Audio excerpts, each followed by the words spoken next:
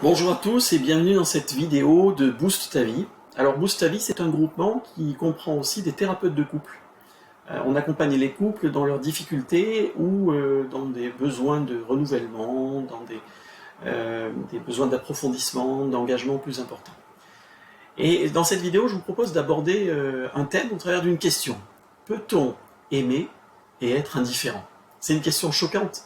Je ne peux pas être indifférent à l'autre et dire en même temps que je l'aime. Et pourtant, avez-vous déjà entendu ou ressenti cela? Nous nous sommes rencontrés il y a peu, elle est super, gentille, merveilleuse, tout colle entre nous. C'est un temps que chacun a pu apprécier ou envier. Ces moments où l'autre nous paraît avoir si peu de défauts, ce temps où il ou elle est comme auréolé d'un éclat si positif. L'entente est presque parfaite, la fusion délicieuse. Oui, mais voilà, quelques années plus tard, l'autre est méconnaissable, il ou elle n'a plus rien à voir avec cet idéal du départ, il y a tromperie sur la marchandise. Et si c'était tout à fait normal? De nombreux découpages ont été observés dans la vie de couple. L'un d'eux comprend 4 étapes. La première, c'est cette fusion que nous apprécions tellement dans nos pays occidentaux développés en particulier. Les films qui nous la décrivent sont innombrables.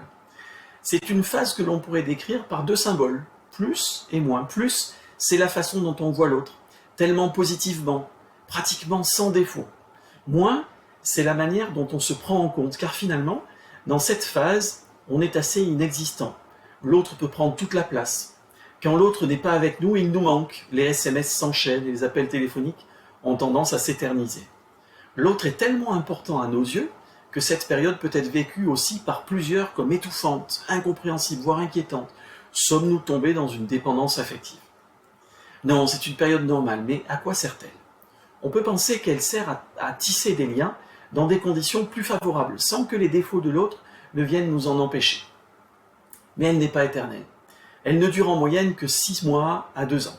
Et même si cela peut être très agréable, notre psychisme, notre corps a besoin de passer à autre chose.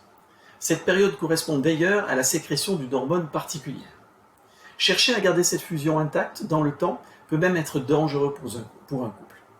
Il est temps d'accueillir donc une autre phase, mais celle-ci paraît nettement moins agréable, c'est celle de l'opposition. Et je vous propose d'en parler au cours d'une autre vidéo dans quelques temps. Je vous souhaite une excellente fin de journée et je vous dis à très bientôt. Au revoir.